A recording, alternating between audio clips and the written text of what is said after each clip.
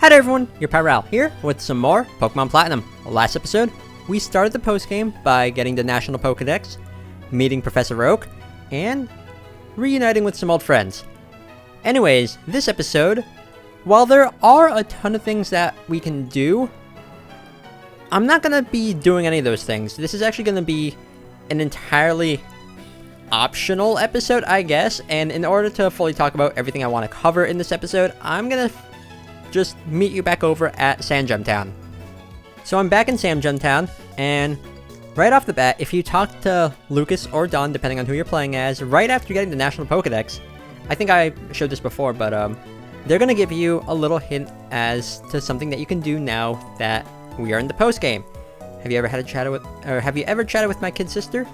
So let me just quickly do that, because this is actually a really neat thing. But after getting the National Pokedex, just talk to this little girl here. There's news on TV saying there's a massive outbreak of Pokemon. I'm gonna talk about this more in depth later on in this episode, but every day you can find a new Pokemon in a route, so yeah, here's an example. Route 217, Delibird. Okay. But now, before we talk about those Pokemon, stumbling on my words there, we got the Poké Radar as a gift in the last episode, and now, after talking to Lucas/Don's sister, they will actually give you a little bit of a tutorial on how the Poké Radar works. I'll show you how to use it. Come with me to Route 202. Okay.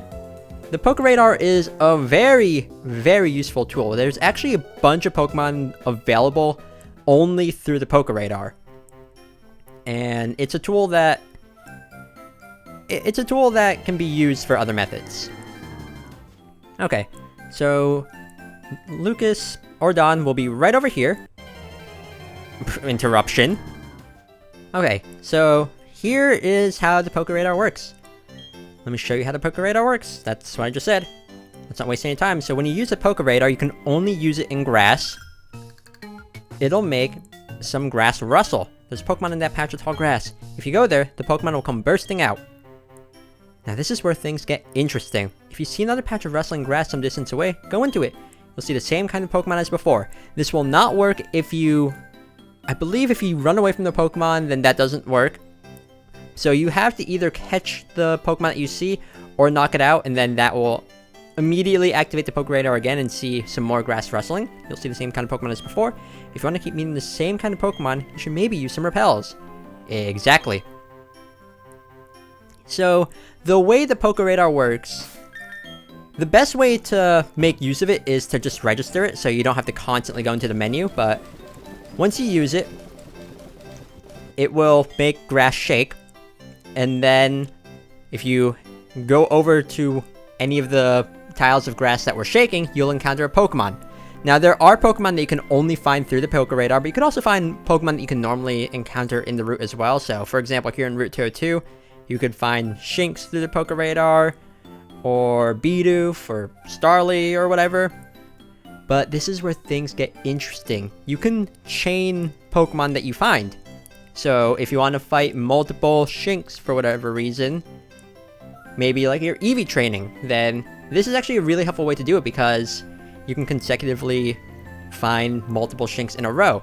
And the way to guarantee, or not guarantee, but to increase your chances of finding the same Pokemon that you would get in a chain, just step in a tile of grass that is about like 4 steps away or more, and say you don't find any grass that's that far away. You can just leave, stay in the route, and just run a few steps until you recharge the Poké Radar. It takes 50 steps to recharge, step back into the grass, and reactivate it. Now, this can end. Sometimes the game will just say the Poké Radar didn't find anything or something like that. That will automatically end your streak. That's actually what that app that we got from Professor Oak was. Is this one, I think? No. This one, this is what tracks whatever chains you're in the middle of and what our highest chains were. And you might be asking why you would want to do that. Well, one, it could be useful for Eevee training, like I said. But two, you could also find shiny Pokemon that way. the more you chain with the Poké Radar, the more likely it is that you will be able to find a shiny Pokemon. This doesn't increase your odds, like, dramatically, but it is enough where just doing this, if you're persistent enough and you have some repels, because if you don't use repels, you can get interrupted by a wild Pokemon elsewhere, and that can break your chain, so repels help a lot, but I believe the chances for wild Pokemon will steadily go up until you hit 40 Pokemon in the chain, and then from there, your chances of finding a shiny Pokemon are the same. But still, it's a neat way to find shiny Pokemon. I know there are some people that have actually gone and tried to chain to find a specific wild Pokemon, and the cool thing is, every route that has grass where you can find wild Pokemon there's always going to be like a big area of grass, which is meant to be used for using the Poké Radar to chain things, which is really cool. It's easier to do in places like with a ton of grass or like this big area here. So, like for example, here in Route 201, there's just this big old field of tall grass to use in, and that's perfect for chaining. Anyways, I've gone on about the Poké Radar itself, but this is what the rest of the episode is going to be about. I'm going to be talking about the wild Pokemon that we can find in the post-game, or at least the methods with which we can find wild Pokemon with, because once you get the National Pokédex, there's quite a few new wild Pokemon that become available to us even without like going to any of the new areas. The Poké Radar is a way of finding them. Talking to Dawn/Lucas's sister is another.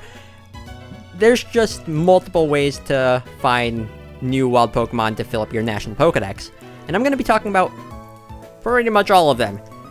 So I will make a note though, is the Pokemon that you can find, their levels will be appropriate depending on the levels that you find here. So like, for example, new Pokemon that you can find here in Route 201, like with the Poké Radar or with the mass outbreaks that can be shown on by talking to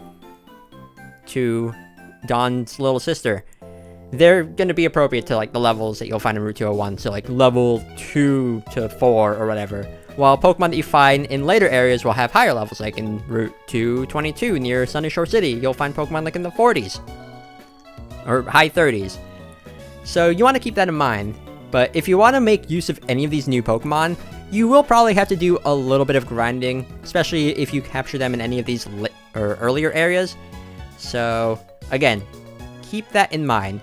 But now, it's time for us to start... wow, I can speak. It's time for us to start talking about the Pokemon that we can find with the Poké Radar. Starting off with Route 201, there's actually 2 new wild Pokemon that we can find. The first one of them being Nidoran Female. Now, Nidoran Female, it's not going to take much to get it to be fully evolved. Just level it up to level 16 into Nidorina, and then use a Moonstone, which you can easily dig up in the underground. Now, when it's fully evolved, it becomes Nidoqueen, which is a poison ground type, and that gives it some interesting resistances to things like rock-type moves, fighting-type attacks, but it does give it weaknesses to water and ground as a trade-off, which are some of the more common attacks that you'll be coming across. But Nidoran Female, once it's fully evolved, learns quite a few interesting moves. It can learn a wide variety of moves for type coverage and whatnot, but it is a bit more on the defensive side. It's more defensively oriented, so it won't be dealing as much damage as, for example, the other new Pokemon that you can find in this route, which is Nidoran Male. Nidoran Male is the offensive counterpart to Nidoran Female. Same evolution requirements, level 16 into Nidorino, and then Moonstone. But whereas Nidoran Female is defensive, Nidoran Male is more offensive. It can learn pretty much the same attacks that its female counterpart can learn, but because its stats are more geared towards offense, it will be hitting harder. But the fact that it can learn a wide variety of moves of different types means its type coverage is going to be pretty good, and you might get the occasional poison with its ability Poison Point, but just give it a good ground type move and then other moves for coverage and you're pretty much set. Also, Nidoking looks cool. It's one of my more favorite Generation 1 Pokemon. Now, the next area is Lake Verity, and with the Poké Radar, you can find Wobbuffet. Wobbuffet is one of those Pokemon where it's not so good in-game, but it is excellent when you're playing competitively with it. Actually, it's really good to the point where in the community back in the 4th generation's heyday for the competitive scene, it was actually banned from standard play just because of how good it was. The only problem is, again, in-game, it just is not good at all. It has a lot of HP, but otherwise its stats are not good, but its high HP coupled with its ability Shadow Tag, which prevents the opponent from switching out, means that it will lock someone in, and from there you can predict what the opponent is going to do, and you can either use Counter or Mirror Coat to bounce back whatever attack they use on you, and then there's that. There is a move that it can get from breeding, but I won't be talking about that just yet. But when used correctly, it's really good. It's just in-game, just because it is a lot more difficult to predict what the AI is going to use. It doesn't come across as being as useful. So just keep that in mind. So now in Route 202, you can find Sentret. Sentret, it's one of those early game normal types. Evolves into Ferret, which it's fast, but that's really all it has going for it. It's not really that good, if I'm being completely honest. It can learn some interesting moves like U-turn, Brick Break, but it's just not that good. It looks cute, I will admit, but yeah, it's just, there's better normal types around, and even like the other normal types that you can find early game in most other Pokemon games. Like, for example, you can find Bidoof in this route. That's a better normal type, in my opinion. But Ferret, yeah, just, it's really there just to catch for Pokedex purposes. On the north side of Route 204, which is the route between Jubilife City and Floroma Town, so if you go from Floroma Town south before going to the Ravage Path, that area, you can find the Pokemon Sunkern. Sunkern is quote-unquote blessed with having the lowest base stat total of any Pokemon, so it weak. And you can evolve it with a Sunstone that you can dig up in the underground fairly easily, but when it's evolved into Sunflora, it doesn't really have much going for it because there's better grass types. It could double its speed if you use Sunny Day, or double its offensive powers with solar power instead of chlorophyll, if you want that for an ability. But it's not good. Its defenses are low and it's slow when it's fully evolved, and it's, again, there's better grass types, but if you want one, go for it, I guess. It could be like a nice little gimmicky Pokemon to use. Over in the Valley Windworks, you can find one of my more personal favorite Pokemon, Mureep. Mureep will take just some leveling up to get it to evolve into its final evolved form, Ampharos, but Ampharos is one that I like a lot. It's slow, but it hits pretty hard on the special side of things.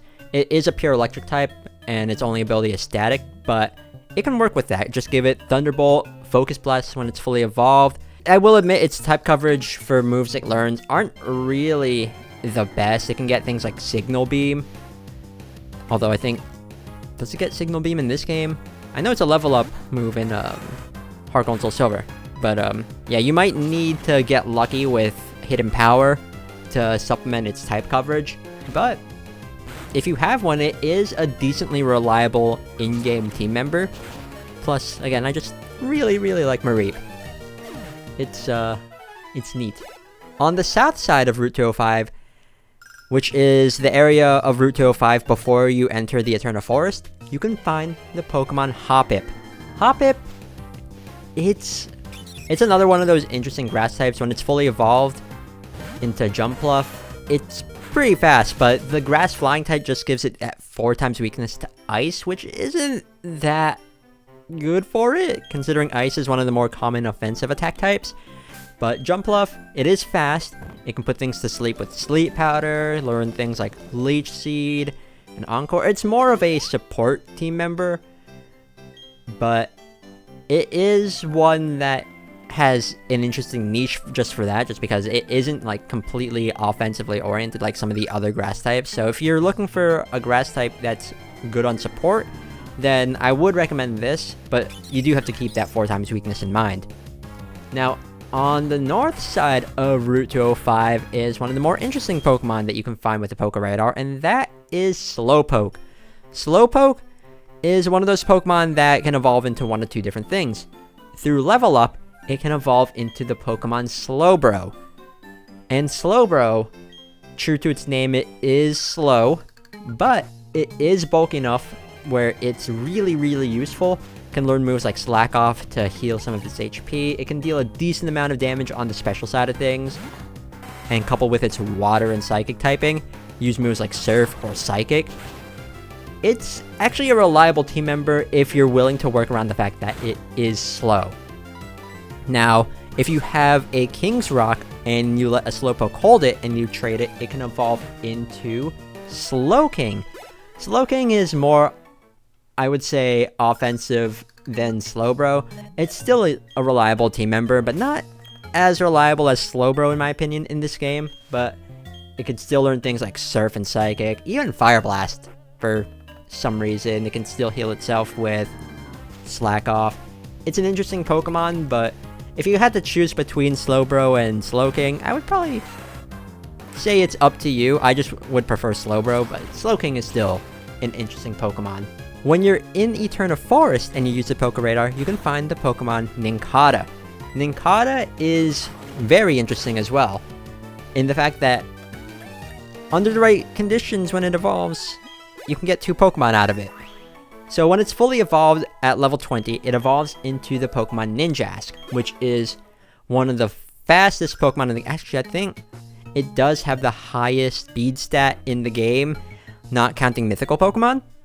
But Ninjask, because of its speed, makes it really, really good for using moves like Swords Dance and then using Baton Pass to pass that attack boost over. And with its ability Speed Boost, passing that alongside as well makes it really, really good for helping out your other team members. But really all it has is just that. Baton Pass, Swords Dance, and Speed Boost. Other than that, it's not really super powerful. It's really frail, but it is still worth recommending just for those factors alone. Also, that 4 times weakness to rock does suck, but oh well. Now, I went over Ninjask, but there is another Pokemon that you can get out of this evolution, and it's really interesting. The way it works is if you have an extra Pokeball in your bag, and you have 5 Pokemon at the very most in your party, when Nincada levels up at level 20 into Ninjask, it will leave behind its shell, and that shell becomes its own Pokemon called Shadinja. Shadinja is really, really interesting. It's the only Pokemon with the ability Wonder Guard, which makes it so it can only be hit by moves that are super effective against it. It's a bug ghost type, so like the shell becomes like a ghost thing, which I think is a really interesting concept. But the interesting thing here is it only has 1 HP for its HP stat. No matter what level it's going to be at, no matter what sort of fancy EV trading you do, its HP is always going to be at 1. So it can only be hit with super effective attacks and outside factors like weather or status conditions. But it's still an interesting party member in that regard, because if your opponent isn't expecting a Shadinja and they're not prepared for it, it can deal quite a bit of damage just because it can only be hit by those things. So for a gimmick, I would say it's fun to use, but especially with the Focus Sash, because that lets it live for an extra turn, or like a Lumberry. So if you predict that the opponent is going to inflict the status condition on it, then you can work around that. But it's a really interesting Pokemon. On Route 206, you can find the Pokemon Baltoy. Baltoy is really interesting. It's a ground psychic type with the ability Levitate, and it's really defensive, especially once it's fully evolved into Claydol. Baltoy can set up things like Stealth Rock. It can even like rapid spin away your opponent's Stealth Rock or Spikes or whatever. And even though it is more defensively oriented, you can still teach it some moves like Earth Power, Psychic. It can also learn like Ice Beam and Shadow Ball to give it some fighting options. But as a defensive Pokemon, because it's immune to ground type moves and it resists Psychic and other types like those, it is pretty useful. But it does have that weakness to common types like Grass, Water, or Ice. So you do want to be careful against Pokemon like that. But I would say Claydol is actually a pretty solid defensive team member and worth recommending. In Route 207, you can find the Pokemon Stantler. Stantler, I would say, is an average normal type. It does have access to the ability Intimidate, which is really nice for it. But other than that, its stats are average. It can learn some moves like Return, Earthquake, which is a nice option if you're going up against rock types with it. But the fact that it's a normal type, in my opinion, it should have been like a normal Psychic type or something, but it's an interesting Pokemon if you want a decent normal type to use. I do think there are better normal types, but it can also learn Mega Horn, which I think is interesting. But it's just one of those options if you want to use one, but there are better things out there. In Route 208, you can find the Pokemon Smeargle. Smeargle is widely known for the attack Sketch, which lets it permanently learn any move that it copies. So you can teach it a wide variety of things. Now, this means that it can learn practically any move, but the trade-off for that is that its stats kinda suck, if I'm being completely honest. Its speed stat is decent enough, it's workable, but other than that, like, don't expect it to hit hard or take hits really well. But Smeargle works really, really well as a lead because of that, because it can learn any move. It can learn things like Spore, which is the best sleep move in the game. It can learn things like Spike, and just give it a Focus Sash, and it's guaranteed to at least live one turn to set things up like that. But also, another use for it is breeding. Anything that is in its egg group for breeding, you can pass down moves that you want other Pokemon to have, which is enough to recommend Smeargle, at least for that. But as a lead, it works really well competitively, because again, it can put things to sleep. At least it's guaranteed to do that because of the Focus Sash if you give it one. It's guaranteed to set up Spikes, or Stealth Rock, or whatever. It's actually really, really good despite having subpar stats. Also, because it can learn any move, it's also really useful for contests. So Smeargle is definitely a Pokemon that I think is worth using. Maybe not in battle if you think you have a better lead in mind, but it's just incredibly versatile, so don't discount Smeargle because it's a good Pokemon. On the south side of Route 210, which is really interesting because the way the Poké Radar works is you can't use it in the super tall grass, you can only use it in the regular grass. So the only spot you can use this in is the bit of grass before the foggy part of Route 10 starts. So it's right after the milk cafe building thing, but before the foggy area. That's the part of the grass you can use this in. There's actually 2 wild Pokemon that we can find with the Poké Radar, or 2 new ones. The first one of them being Tauros.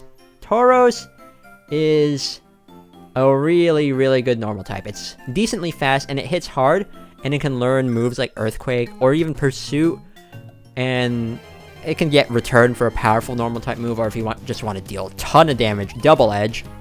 But it hits hard, it has the ability Intimidate. It's a really, really good normal type that I could recommend. It's one that, back when Generation 1 was a thing, when that came out, Tauros was one of the best normal types in the game, and here it is no slouch. Definitely one that I can recommend. It can, again, learn interesting moves like Earthquake, Pursuit, Stone Edge. That's one that can learn. It's really neat. Now, the other wild Pokemon that you can find in this route is its quote-unquote female counterpart, Miltank. Miltank is well known for a certain trainer having one, but it's an interesting team member. It can learn things like Heal Bell to heal the status conditions of all of your party members. So it has that as a good support move, plus Milk Drink to heal itself. You can boost its attack and defense with Curse. I would say this is another one of the better normal types. Whether you want to use this over Tauros, that is up to you, but this does fill a little bit of a different role than it does. And it also has the ability Scrappy, which lets it hit Ghost-type Pokemon with Normal-type moves and Fighting-type moves, but it's also one of those really interesting Pokemon to use, and I would say it's worth recommending. Now, on the north side of Route 210, this is where things get really interesting. This is in the foggy part, but if you use the Poké Radar, you can find the Pokemon Bagon. Bagon? I don't know. But Bagon, if you are willing to level it up, it can become one of the best Pokemon in the game. It will become fully evolved at level 50 into the Pokemon Salamence. Not Salmence, Salamence. There's no 100 there either. Although I think Rob took the 100 out of his username anyways. But Salamence, ooh, it's really, really good. Has access to the ability Intimidate. It's fast. Hits hard on both the physical and the special side of things. Ooh, it's really, really good. And it learns a lot of interesting moves as well. It can learn things like just really good Dragon-type moves. Earthquake, Fire Blast. It can even, like, learn some other special type moves like Draco Meteor, which it can learn here in Route 210.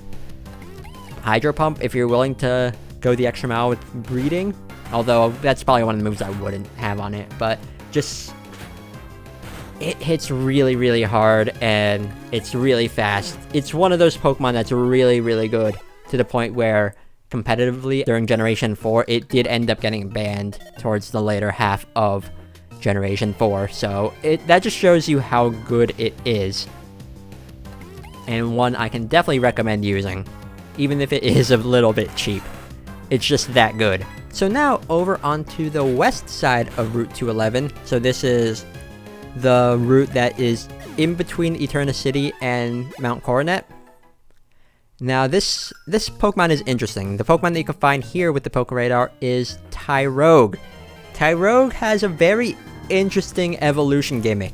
It evolves at level 20, but it can evolve into one of 3 different Pokemon depending on how its stats are right when it evolves. So depending on which stat is higher will determine on when it evolves, or if the stats are even. So if Tyrogue's attack stat is higher than its defense stat, upon evolving, it will evolve into the Pokemon Hitmonlee. Hitmonlee, its physical defense at the very least sucks. Its special defense is alright, but its attack is actually really, really good. And it can potentially have the ability Limber, which means it can't be paralyzed. So you can give it moves like Close Combat, Stone Edge, Earthquake, Mach Punch, sure, why not? But it hits pretty hard and it is fast. But again, don't let it take any physical attacks because it will go down. The next thing that Tyrogue could evolve into is if its defense stat is higher than its attack stat, and it evolves into Hitmonchan. Hitmonchan. Now, you can reduce, or you can get rid of its defense EVs, because it's probably going to need some to evolve into Hitmonchan, like through the use of some berries. But anyways, Hitmonchan, it can have the ability Iron Fist. Hitmonchan is known for punching, and its Iron Fist ability will actually boost the power of punching moves. So things like Mach Punch, Ice Punch, Thunder Punch, Fire Punch, all of which it can learn, which also gives it some nice type coverage. They get a boost, which is really nice. The trade-off though is Hitmonchan doesn't hit as hard as Hitmonlee does, but it has, in my opinion, the better type coverage of the two, and the fact that it can learn the elemental punches helps a lot. Now, if Tyrogue's attack and defense stat are the same when it evolves, it will evolve into the Pokemon Hitmontop. Hitmontop, its attack and defense are balanced, but it's interesting compared to its other 2 counterparts. It can get the ability Intimidate, which is really, really nice, and it can learn things like Rapid Spin, Close Combat, Sucker Punch. So it has a bit of a utility to it just because it can learn Rapid Spin, but also can learn things like Fake Out, which is really nice. So you can either have this thing be more defensive or more offensive depending on what moves you want to give it, but it is really interesting for that. And its other ability, which is Technician, can also be used offensively if you want to play it that way. It's one of those interesting Pokemon that would be fun to use if you want an interesting fighting type. Moving on to the next area, which is the south side of Route 212. This is the route that is west of Pastoria City, and the south side is the rainy part of the route. But the Pokemon that you can find here is Grimer, which I find funny because this route has like a lot of mud and whatnot. But yeah, anyways, Grimer itself has quite a bit of special defense, and when it's fully evolved into Muck, that just gets even better. But other than that, it is a bit slow, can't take physical hits, and because it's just a poison type, it is weak to psychic and ground types, which are pretty common, so you do want to be on the holdout for that. But it's interesting because its ability Sticky Hold prevents its held item from being taken away from it, and it can learn things like Curse, although I think it can only learn that through breeding. You can teach it Explosion, which I don't like the idea of like this massive sludge just exploding and getting sludge everywhere. That kind of grosses me out, but that is an option if you wanted to hit hard. Plus like Poison Jab and things like that, or like Earthquake I think it can learn. No, I don't think it actually learned that, but it can learn Brick Break, and Ice Punch is available on Route 212 through the move tutor, so it's an interesting poison type, but the fact that it's slow might deter you from using it. Route 213 has an interesting Pokemon. This is the route that is east of Pastoria City. The Pokemon that you can find with the Poké Radar here is Swellow. Swellow is really fast, and its attack stat is alright, but when it's inflicted with the status condition, it'll activate its Guts ability, which means it will hit super hard, and there's actually items that you can get later on that will forcibly give it a status condition. And because of the way it works, it also negates the attack drop from Burn, so that's a thing. But it can learn things like Facade, which boosted with Guts and just boosted from being inflicted with status will hurt a lot, and because Swellow is fast, it'll probably go first. It's interesting in that, but it is frail. It's more of a glass cannon, but it is a really interesting one that hits really, really hard under the right conditions.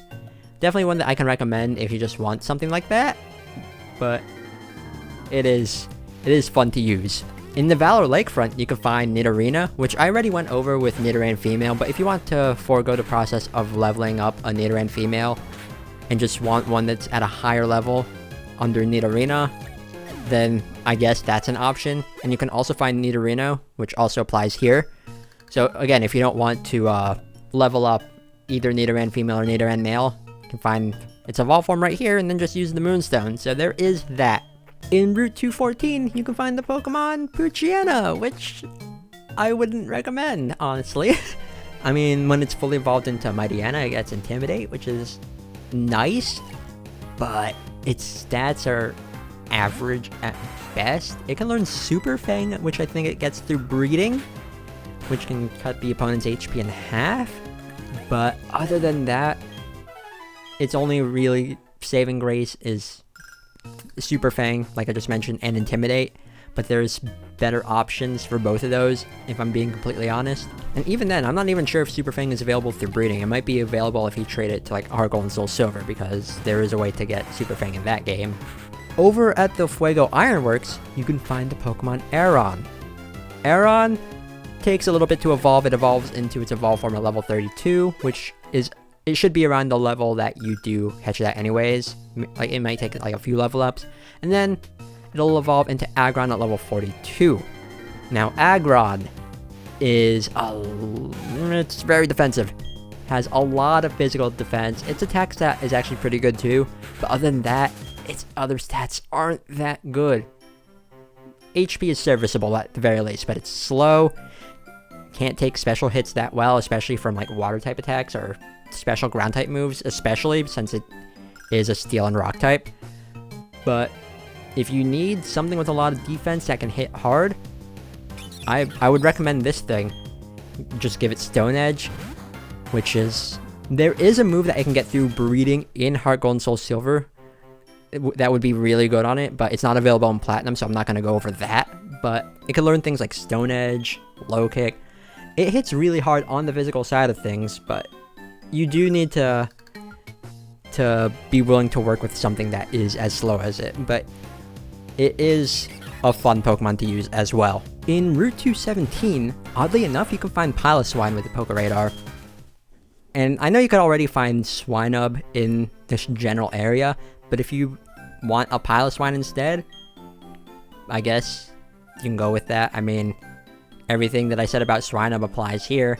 If you want a strong ground and ice type that can hit with physical attacks, use it. You can learn things like Earthquake, Ice Shard for a nice little priority move, Stone Edge if you're willing to. It's pretty good. Pretty good. But again, I already went over this with Swinub. It's just, if you want a Piloswine instead, go catch one now. The next wild Pokemon that you can find with the Poké Radar is one that requires a bit of work to get to. It's Loudrid, and it can only be found in the snowy part of Mount Coronet where the grass is. So it does require a bit of a trek to get to, but Loudrid, it's interesting in that when it's fully evolved into Exploud, its attack and special attack are generally pretty even, so you can make one into a mixed attacker, which is interesting. It's actually one of the more interesting normal types that I would recommend using. It's interesting among normal types because it has the ability Soundproof, so sound-based moves won't work on it, which I know is a little bit gimmicky, but it does have that over some of the more standard abilities that other normal types would have. But yeah, it can learn some interesting things like Earthquake, Crunch. It can learn Surf for whatever reason, so it does have a way of fighting against rock types that would resist normal type moves. It's an interesting normal type. And in Route 222, you can find the Pokemon Flaffy. Flaffy, I already went over Mureep, so really it's only there if you want to save yourself a bit of the leveling up process. Because by the time you catch a Flaffy, it's already going to be high enough to the point where you could just level up into Ampharos. So that, if you want to save time that way, then just go catch Flaffy. But everything I said about Mureep still applies to Flaffy here. So that's it for all of the Pokemon that we can find with the Poké Radar in the areas that we've already been to.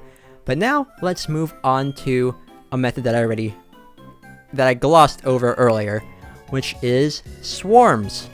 So as a recap, to find swarm Pokemon, you can either watch a TV or more reliably just go over to Dawn or Lucas's sister in Sandgem Town, depending on which character you're playing as. But talk to her every day, and this can't be something that you can soft reset for. Like, once the day rolls over, it's always going to be that Pokemon. So like, if it's going to be a Pokemon on Route 201, it's always going to be that Pokemon. It's always going to be that route for that day, even if you were to reset the game. But anyways, there's a lot of Pokemon that you can find with swarms too. So let's go over those. And again, I'm going to be going in order of routes. So the first one is in Route 201, which is Doduo. Doduo is fast and it hits hard, but honestly, there's better normal flying types out there, in my opinion. Like, I already went over Swellow that you can find with the Poké Radar. I would use that over Doduo, if I'm being completely honest. And it does take a little bit to get Doduo to be fully evolved into Dodrio, but it's an option if you want to use one. I just think that there's better normal flying types, especially since this is also the route that you can get Starly in, and that's a better normal flying type in my opinion. In Route 202, you can find Zigzagoon. Zigzagoon can evolve into Linoon, but I mean, it would require some breeding, if I remember correctly, to get Belly Drum on it, which is a nice little gimmick for it, but there's better early game normal types. But if you want to make use of Belly Drum, and if you're able to get this rare berry called a Salic Berry to increase its speed when its HP is low, it does hit hard with that, because Belly Drum will maximize its attack, and its speed will be up pretty high with the Salic Berry, so that's an interesting gimmick for it that honestly sounds a little bit fun, in my opinion.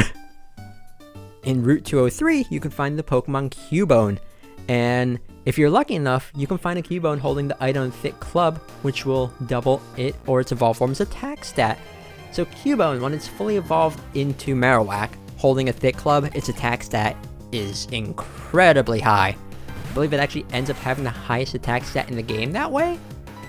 I might be wrong on that, but it is slow, so you do want to watch out for that, but it does, because it's a ground type, it can learn things like Earthquake, and if you have one with the ability Rock Head, you can give it Double Edge to make sure it doesn't get any recoil.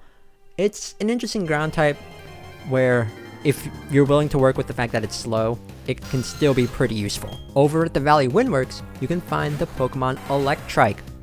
Electrike, I would say it's fast and its special attack is decent, but other than that, there's other interesting normal types as well. It is neat that it can learn Flamethrower, so it has that going for it. Its coverage is a bit limited, like most other electric types, and Hidden Power would need to supplement that if you're lucky enough to get a Hidden Power with a good type. But I guess if you want to use one, go for it. But again, there's better electric types in my opinion. The Swarm for Eterna Forest is Slackoth. Slackoth is really interesting in that it has the ability Truant, which means it can only attack every other turn. When it evolves into Vigoroth, it doesn't get that, but when it's fully evolved into Slacking, that ability comes back. Slacking is known for having high stats, but its ability Truant is a big inhibiting thing for it. It does hit hard, it's decently fast, but again, the fact that it can only hit every other turn is a bit of a downside for it. But an interesting thing you can do with that is just teach it Giga Impact, which will, I mean, it's already foregoing the recharge turn because that's the turn where it will loaf around with Truant, and that will hurt a lot, but it's one that requires a bit of patience to work with. In doubles, though, you can actually get rid of its Truant ability with things like Skill Swap, which is a very popular tactic. Just have a Psychic type or anything that can learn Skill Swap, remove its Truant ability and give it something else, and then watch Slacking just destroy things. So there is that. And as a normal type, it is actually pretty good, again, if you are willing to put up with Truant. Route 206 has Larvitar for its Swarm Pokemon. Larvitar, it requires a bit of work for it to be fully evolved.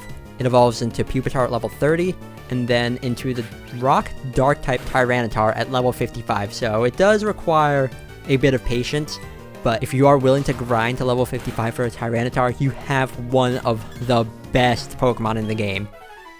Easily. Its stats are really, really good, except for its speed stat, but that doesn't matter. Its attack stat is huge, and its special attack is also decent enough to where you can even use special attacks with it or have it work as a mix attacker, but it's really, really good. It has the ability Sandstream when it's fully evolved, which makes it perfect for Sandstorm-based teams just because it instantly sets that up, and the Sandstorm will boost its special defense up because of its Rock type. It's just really, really good. It's one of those Pokemon where it can do pretty much anything you want it to do. You can give it hard-hitting physical moves like Stone Edge and Crunch, which are both really, really good just because of their types. You can give it Pursuit. If you're willing to breed for Dragon Dance, you can do that. You can give it special attacks like Fire Blast or Ice Beam. You can give it Stealth Rock. There's a lot of things you can do with Tyranitar. It's just once you figure out what you want to do with it, it's gonna do really good in that role.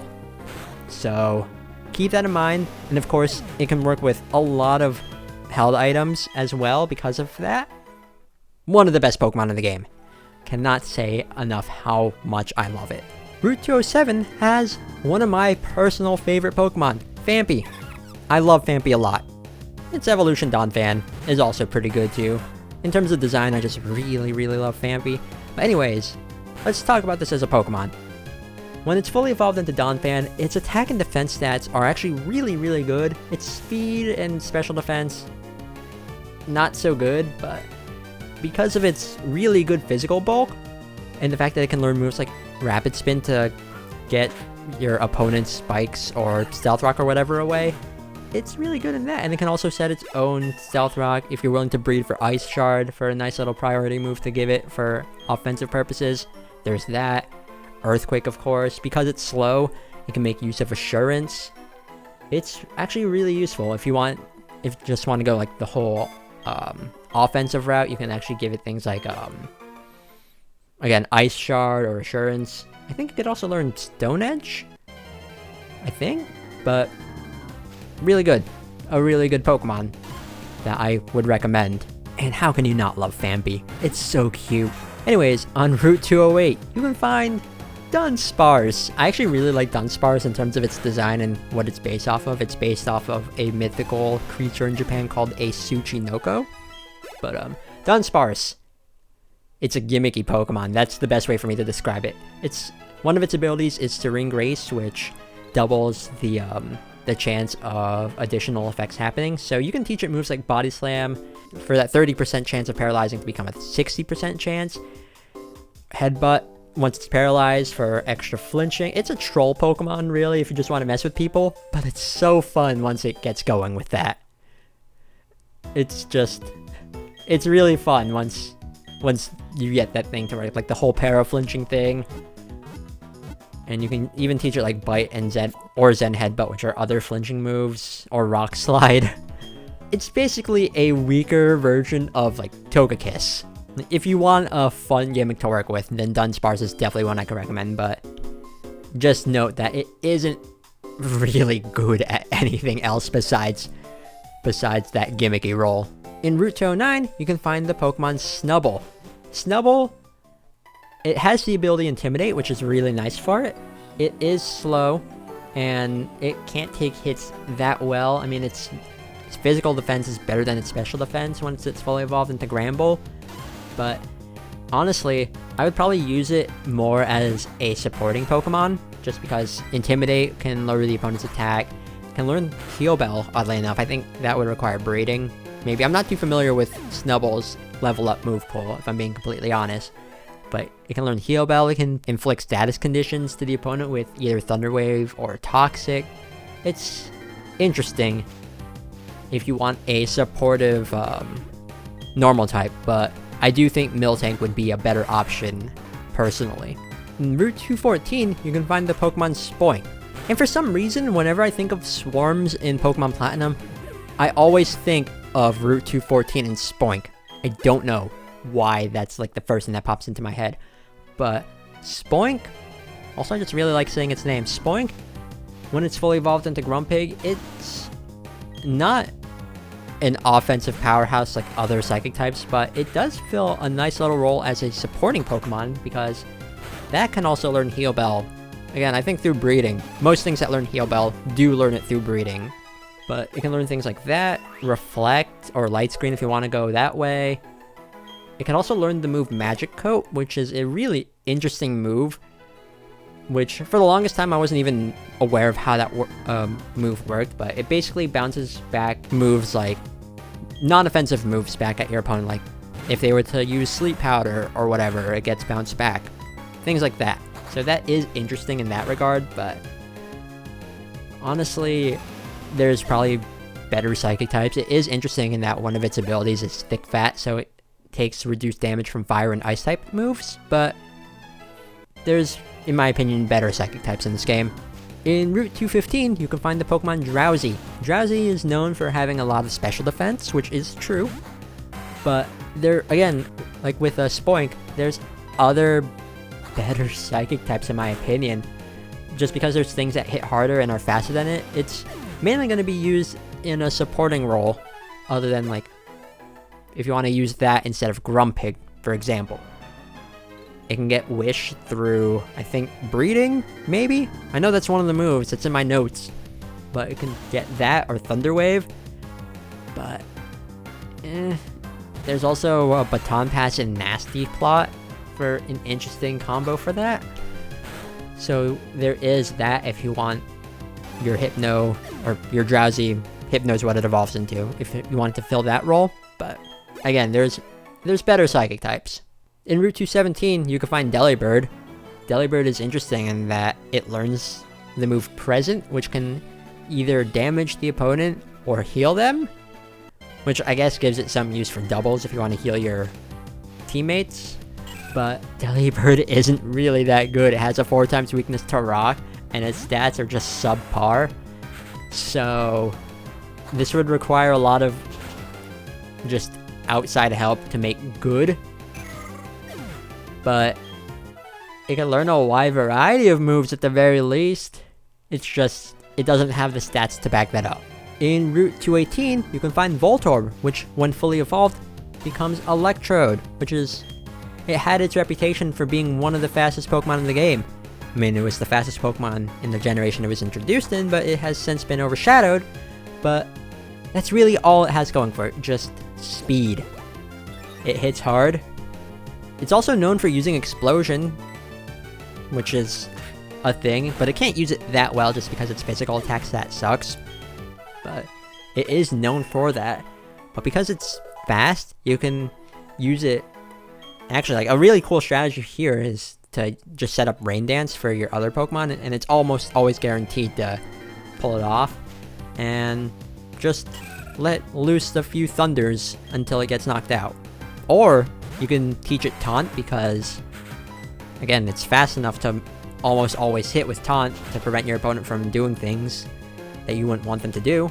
So keep that in mind when using Voltorb. Just know that it can't take hits that well. But if you want a fast Pokemon, then definitely consider this as an option, just because there are a few uses that you can find with it. In Route 221, you can find Farfetch'd. Farfetch'd is not good. Its stats are terrible, but if you're lucky enough to catch one holding a stick, which will boost its critical hit rate, then you can teach it moves that benefit from that, like Slash, Night Slash. I think it can even learn Leaf Blade. I think it can also learn Air Cutter, so if you really like seeing the message, like it's a critical hit pop up, then go for it. But there's better normal flying type options out there. It's cool looking at least. And now, in Route 222, you can find the Pokemon Skitty. Another normal type that is... It's a normal type that I probably wouldn't recommend. One of its abilities that it can get is Normalize, which will turn non-normal type moves into normal type moves, which I don't know why you would want to use that. I would say Cute Charm is the preferred ability, so that's the one I recommend if you want to use one. In order to fully evolve a Skitty, you need a Moonstone, which again, you could dig up easily in the underground, but it can't really do much that other normal types can do better. So I don't know if I can honestly recommend this. If you want to use one, that's up to you, but there's better normal types. That's it for the Pokemon that we can find in swarms in areas that we've been to, but there are still other methods of finding new wild Pokemon. The next of these methods is actually by going over to the Pokemon Mansion in Route 212. If you go there after getting the National Pokedex and you talk to Mr. Backlot, he will say that there's a Pokemon that doesn't normally show up in his trophy garden. And this one is interesting because you can soft reset for this, and also the Pokemon that was there the day before will still be there. So you can find potentially up to 2 different Pokemon, or 2 new Pokemon. So let's go over those. The first of these is Igglybuff, and also it's a Evolved Form Jigglypuff you can find here as well by talking to Mr. Backlot.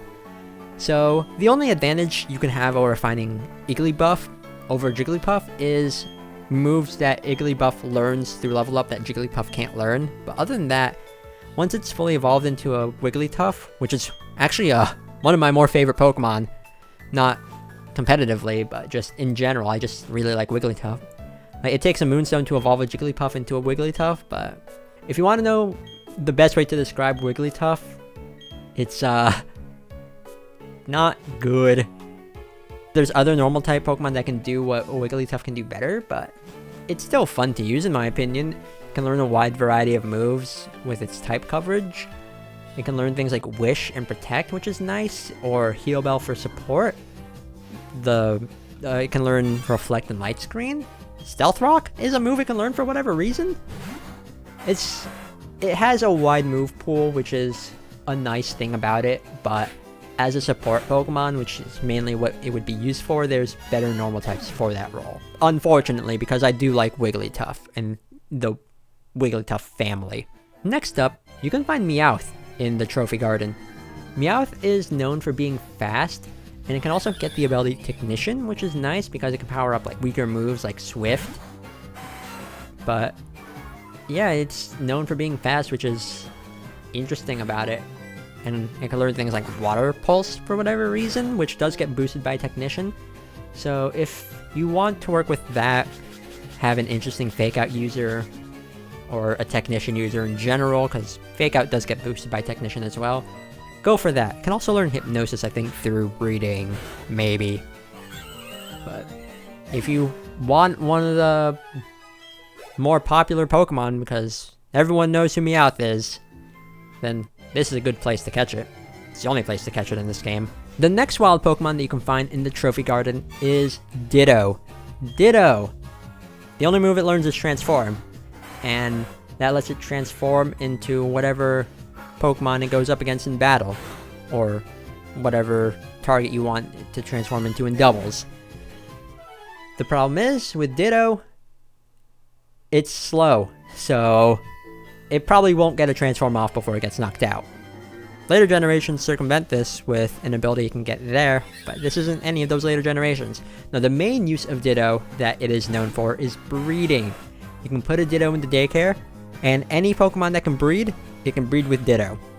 So, for example, if you were to put a Torterra into it, then you're gonna get a Turtwig egg. So, like, any Pokemon you want to breed, then there you go. This actually is interesting because this is the only way to get the Pokemon Fion, which we've seen Manaphy's data in the mansion itself.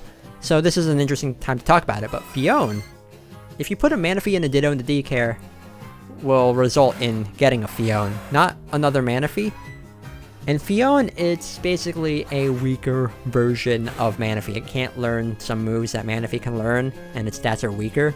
Interestingly enough, it does weigh more and is bigger than Manaphy, so that's neat, but it's really only there for completing the Pokédex, if I'm being completely honest. But it is interesting that that is a Pokemon you can get through shenanigans that way. The next Pokemon you can find in the Trophy Garden is Eevee. Now, I already went over Eevee, but if you are looking to get more of them without breeding, and you just want to catch them, then this is a place where you can get more Eevee if Mr. Backlot happens to say that there are Eevee that day. So, again, easy way to get more Eevee evolutions. Next up is Azurill. Azurill, I already went over this with Marill and Azumarill, but Azurill, I don't even think there's any moves that it would learn that Marill and Azumarill don't learn, but if you want something that can hit hard with huge power, then just catch Azurill here, level it up until it evolves into a Marill, and then into an Azumarill, and you have something that hits hard. It can learn things like Aqua Jet and Waterfall, coupled with huge power, means Azumarill will be dealing a ton of damage. The next wild Pokemon that you can find here is Plusle. Plusle isn't that good. Its main gimmick is its ability works in doubles, because its ability is Plus, which only works with a Pokemon with the ability Minus in this generation. Later generations made it so Plus will work with any Pokemon with Plus or Minus, and vice versa. But here, Plusle isn't really that good. It can learn Baton Pass and Nasty Plot, but it's frail.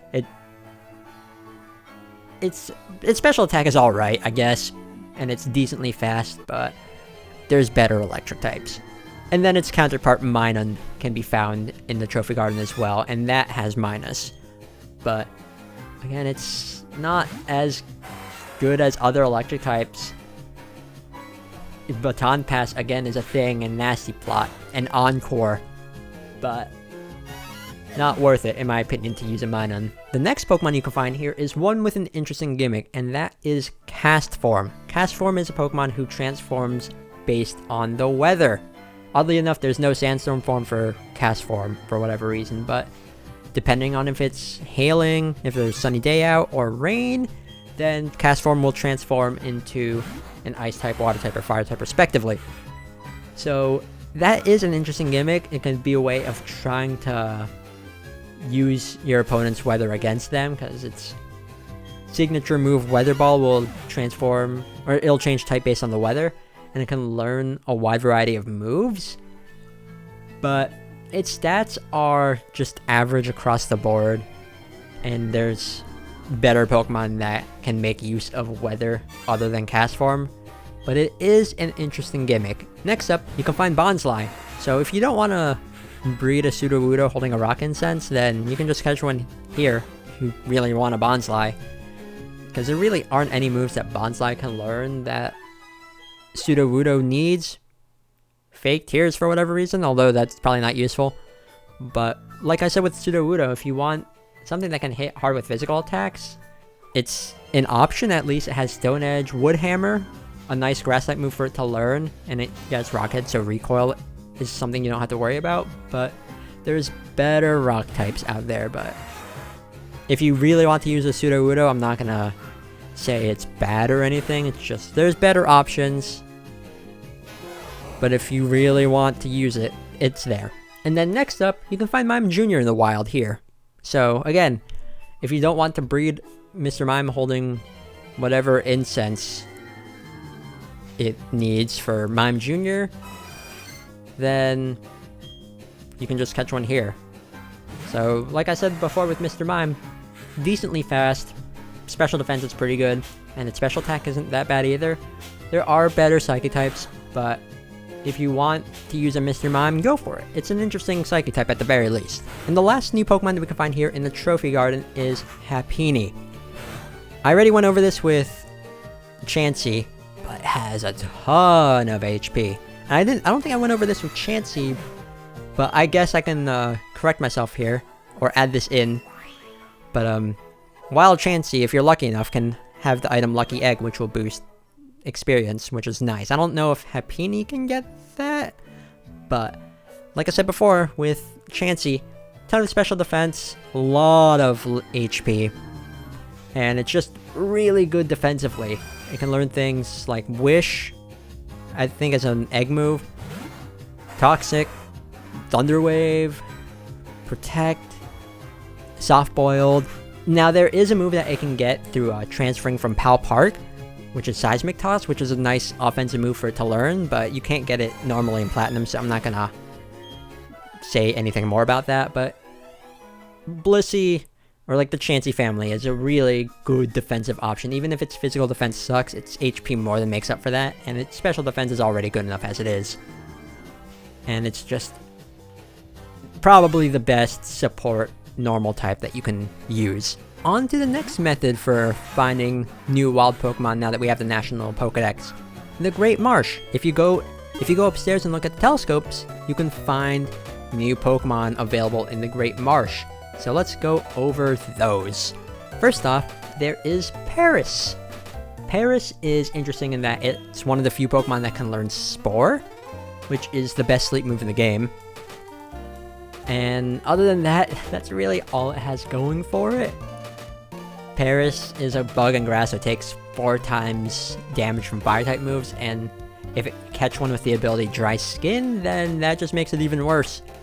But its gimmick is Spore. It's slow though, so I don't know how useful it is at that, but if you need to put something to sleep, like if you're trying to capture Pokemon, then this is an option for you to use. Next up is Execute. Execute is a grass Psychic type. In order to fully evolve it, you do need a Leaf Stone, but you can dig those up in the underground. It's interesting in that it learns things like Psychic. I think it can learn Leaf Storm either through level up or through breeding, but it is slow. It does get Sleep Powder, which is nice, but it is nice that it hits hard with grass and Psychic type moves, but again, it is slow, and it does have a 4 times weakness to Bug, plus all of the other weaknesses that it has too, so be careful when using it. It does work really well if you want it in a Trick Room team, which is nice. It's a neat option. I do like Executor a lot. The next new wild Pokemon that we can find here is Kangaskhan. Kangaskhan is one of the good normal types. Its stats are actually really good, and one of its abilities is Scrappy, which means it can hit ghost types with normal and fighting type attacks. So just give it a powerful one like Return, and you're set. Plus it can learn other moves like Sucker Punch, Low Kick, Earthquake, Fake Out. All really nice moves for it. And again, its stats are pretty good. One of the better normal types in the game. The next wild Pokemon that we can find here is Shroomish. Shroomish is interesting in that it can learn Spore as a Shroomish, but not as a Breloom, which is what it evolves into. And it learns Spore at a fairly high level. But once it has Spore and it's a Breloom, it actually works really well. Its physical attack is really good. And one of its abilities is Poison Heal, so if it's poison, it just heals every turn. So you can give it some pretty interesting moves like Spore to put the opponent to sleep, and then Substitute, and then Focus Punch, so it can get a guaranteed hit there. And then Seed Bomb is another move it can learn, or Stone Edge. Mach Punch is another one it can learn as well if you want a priority move, but Breloom is really good despite the way it looks. It does have a 4 times weakness to flying type moves, but it's still worth using in my opinion. I know it looks weak, or I personally think it looks weak, but appearances can be deceiving. Up next is Gulpin. Gulpin is just a pure poison type that evolves into Swalot. It's not that good, but it is... One thing it does have over, like, say, Grimer and Muck is the fact that it can learn the move Encore. I think that's a breeding move, though. But just that one move, and Pain Split, another one that I think it learns through breeding. I think it learns Yawn through level up, but those moves actually help it a lot more than if you were to use a Muck, just because those work really well as supporting moves. You can put something to sleep with Yawn or force them to switch. You can try to heal some damage off with Pain Split, and then Encore to lock your opponent into a move or also force a switch. So that is a nice use for it there. But other than that, there's other better poison types you can use, but Swalot is fun to use when used right. The next Pokemon that we can find here is Kecleon. If you need a Kecleon to get the color change Pokéchap over at Pal Park, this is where you get Kecleon. Kecleon is really interesting. Its ability is color change, so if it gets hit with a move, it changes to whatever type that move was. So if it gets hit with a water type move, it becomes a water type. It requires a bit of finagling and predicting to make full complete use out of that, but it is an interesting gimmick for it to have. Plus it can learn interesting moves like Stealth Rock, it can learn psychic type moves like Psybeam, and other things like that, but the fact that its type changes constantly in battle, and its stats aren't really the best either, it is also slow, means there's a good chance it won't be getting same type attack bonus on its moves unless you're really good at predicting. Next up, you can find Drapion in the Great Marsh now. You can already find Skorupi here, but if you just want to catch a Drapion, then you can do so here. I already went over it before with Skorupi, but it is interesting in that it's Poison Dart, and its stats are actually decent enough to use. You can learn things like Sword Stance, Crunch, Earthquake is an interesting move it can learn. It's definitely a fun Pokemon to use. Now, it was actually one that I was considering using for this Let's Play, but decided against. I don't know if I mentioned that with Skorupi. And last off, in the Great Marsh, you can find Toxicroak in the wild now. Like I said with Croagunk, it does have that 4 times weakness to Psychic, which is pretty bad. But Dry Skin does give it away against fighting against water-type attacks. Plus, it can get things like Sucker Punch, Ice Punch, whatever fighting type attack you want to give it, whether it be like Cross Chop or Low Kick. It doesn't learn close combat, unfortunately, but Cross Chop is a good option. Or Low Kick, because there's a lot of heavy Pokemon out there. It's another fun Pokemon to use. That's it for the new wild Pokemon that you can find in the Great Marsh. Now, let's head on over to the Underground, because there's some new things that we can find there. mainly new fossils. There's 5 new fossils in the underground, and unlike the Shield and Skull fossil, those are not version exclusives, or dependent on your ID number or whatever. The first fossil that we can find is the Helix Fossil. Praise Helix, or whatever. But when it's revived, it becomes Ammonite. Ammonite is known for, when it's fully evolved into Amistar, it's known for being the rock type with the highest special attack in this generation, which does help it a lot, but it doesn't really get a good special rock type move to work with. I mean, its water type attacks still hurt. It can learn Spikes and Stealth Rock, Ice Beam, other options as well. So there is that to consider, but it is slow, and it does have that 4 times weakness to Grass, which is, not a good weakness to have. The next fossil we can find here is the Dome Fossil, which, when revived, will become Kabuto. Kabuto, like Ammonite, will evolve at level 40 into Kabutops. Kabutops excels in the rain. Its speed will get doubled thanks to Swift Swim, and it can learn moves to make use of its physical attack stat, which is pretty high, like Waterfall, Stone Edge, Aqua Jet if you want a nice priority move. It basically is meant to be a rain sweeper, and it does that really well if you are willing to use it on your team for that purpose. Definitely a Pokemon I could recommend if you're building a rain team. Next up, if you dig up an old Amber, you can get it revived into Aerodactyl. Aerodactyl was one of the best leads that you could have on your team in the 4th generation.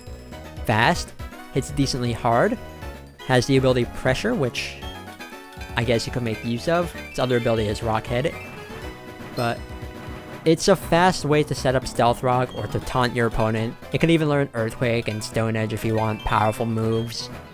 Really, really good Pokemon. It was one that I had as a lead on a few of my competitive teams back in the day, and one that I really enjoyed using, and one that I can definitely recommend.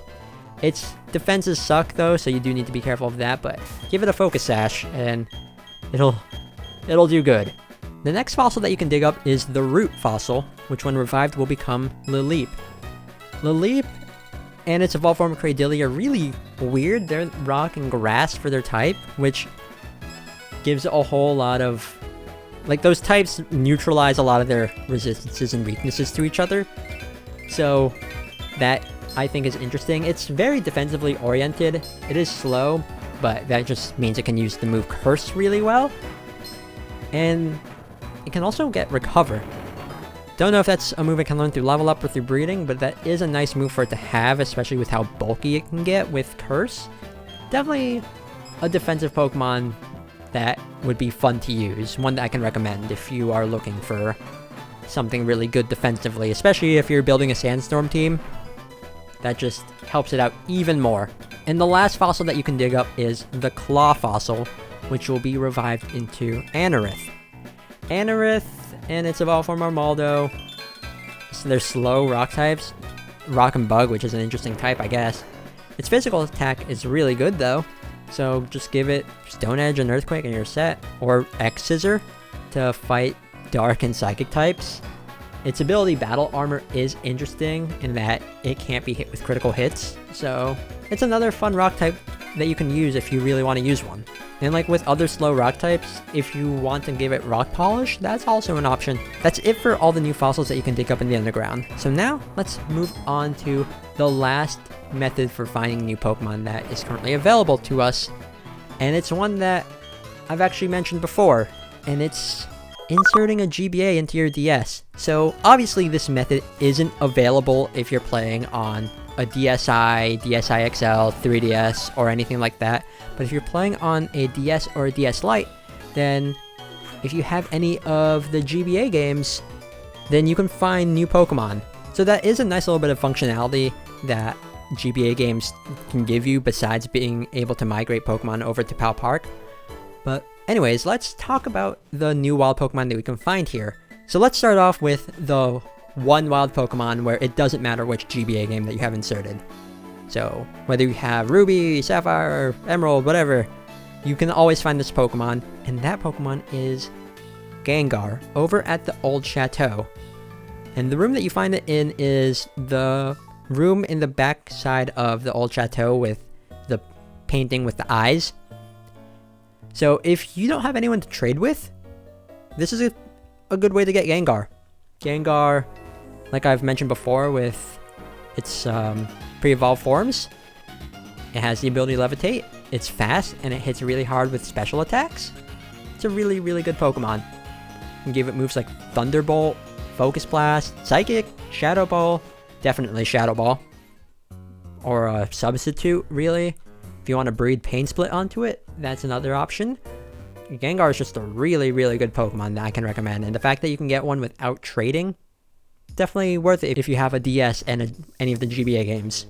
But now let's move on to specific GBA games, starting off with Pokemon that you can find if you have Pokemon Ruby inserted into your DS. So over in Route 203, you can find the Pokemon Seedot.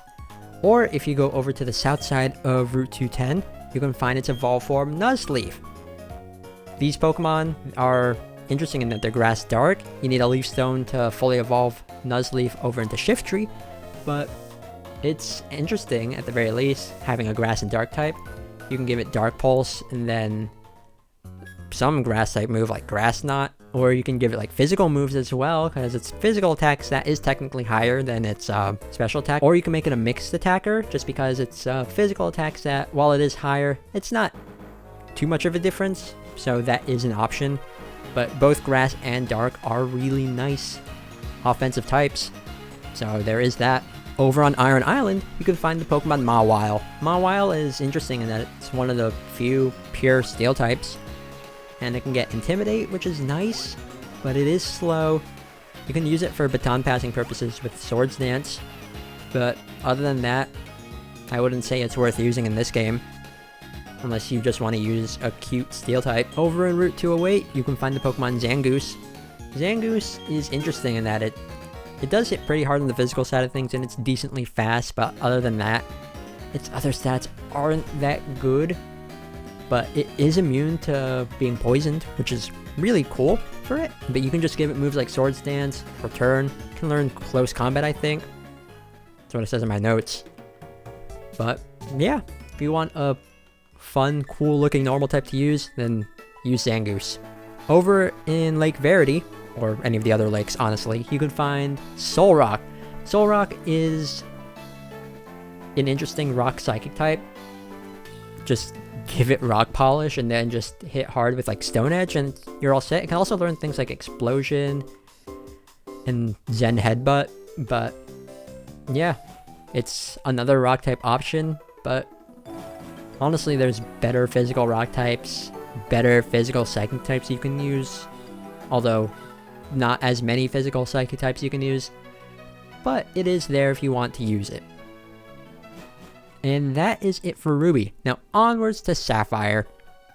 So over in Route 203, if you have Sapphire inserted, you can find Lotad, or if you go to the south side of Route 212, you can find its evolved form Lombre. I love this evolutionary line a lot. You need a Water Stone to get it to be fully evolved, but I really like Ludicolo. So I'm just gonna say it's a Pokemon worth recommending. Can get Swift Swim for its ability to double its speed in the rain. Both water and grass are really good offensive types. You can give it Surf. You can get an Energy Ball with a TM, Ice Beam, Rain Dance, and then you're set. Next up, over in Iron Island, you can find Sableye, which is interesting because it's Dark Ghost, which gives it no weaknesses in this game, but that's not enough to recommend it because honestly, it's not that good. It can get things like Will-O-Wisp or Taunt, but this isn't the generation where it's good. Later generations, it gets an ability where it can make use of those attacks, but here, its stats are just subpar. So, not a Pokemon I can recommend. There's a better Pokemon with that typing.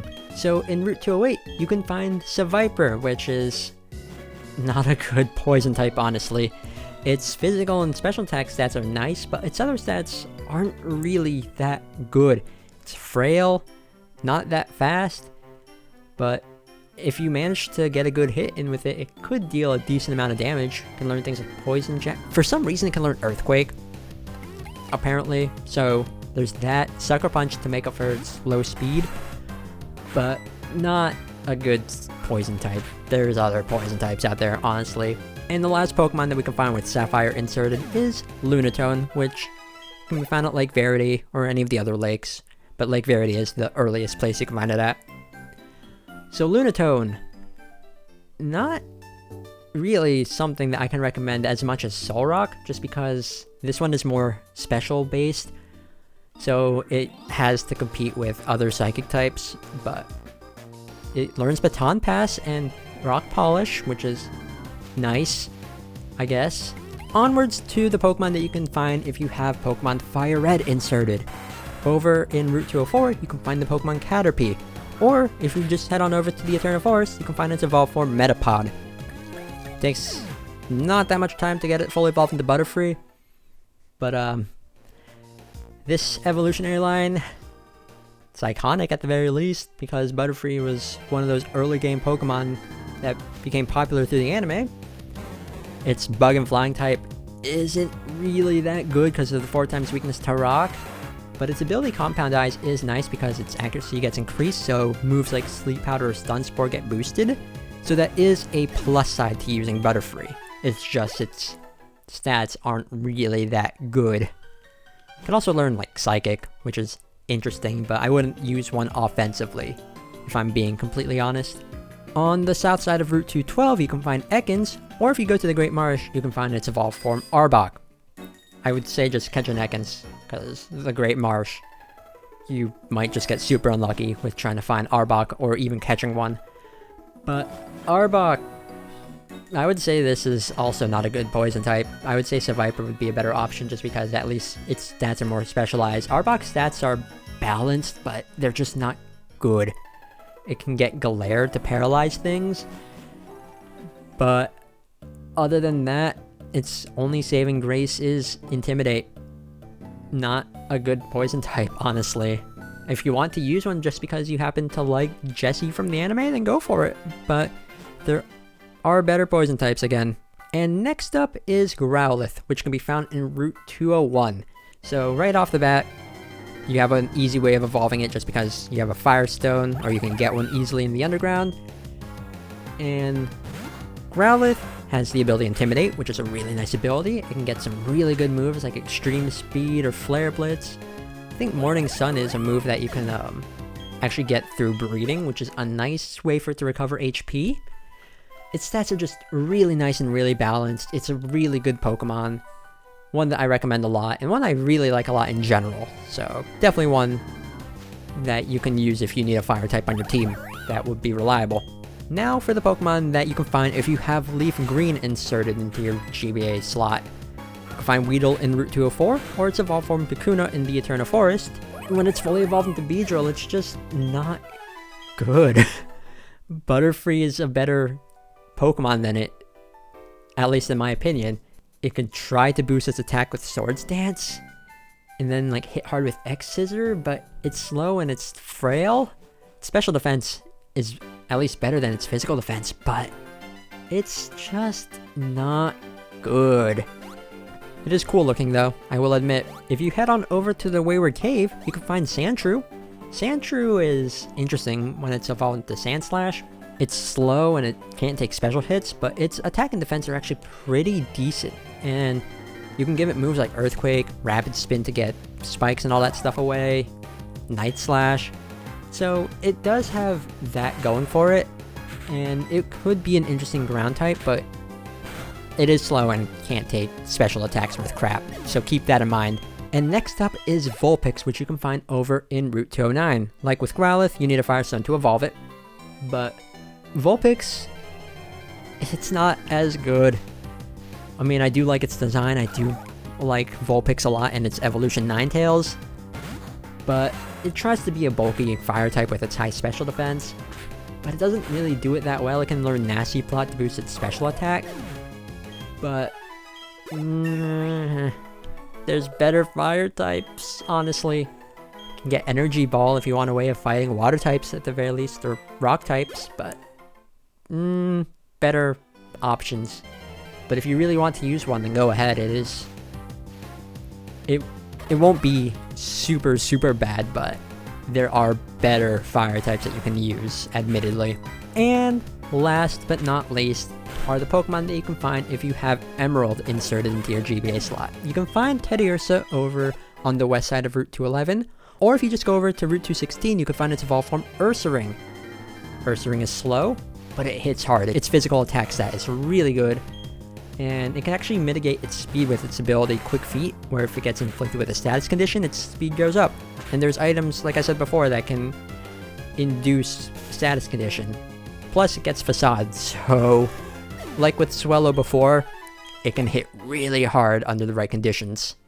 And it's not something you want to take a hit from. It can also boost its attack stat further with Sword Stance, so keep that in mind. Just, again, it's slow, but when used properly, it can hurt a lot. And the last new wild Pokemon that we can find is Pineco, which can be found in Route 203. So, when it's fully evolved into Fortress, it becomes a Bug and Steel type, but unlike the other Bug and Steel type in this game, which is Scizor, this one is a really good wall. It's really defensive, and it can set up things like spikes or even toxic spikes. It can use Rapid Spin, and because it's slow, it can actually make decent use out of Gyro Ball or Payback. It's actually a really, really good Pokemon if you need something defensive on your party. So definitely one I can recommend, just because the only weakness it has is fire type moves, and the Bug and Steel type just gives it so many resistances and an immunity to poison, which doesn't really matter too much, but it's a really good Pokemon for what it can do. And that's it for finding new Pokemon in all these various methods in previous areas. A lot of wild Pokemon to talk about. Just like I said before, you need to do a bit of grinding if you want them to be caught up to speed with any of your other team members, if you want them to do a good job in the post game, but there's a lot of options here that are open up to you, and that's what's important. Plus, again, if you need to fill out the Pokedex, if that's something that you're aiming to do, then you will need to utilize all of these methods, or trade, or whatever, but yeah. Anyways, that's it for that. That's a lot of talking I had to do for this. But next time on Pokemon Platinum, there's still some more stuff for us to do in Sinnoh, which we will do in the next episode. So, thank you all so much for watching, and see y'all next time for some more Pokemon Platinum. I need to rest my voice. Later.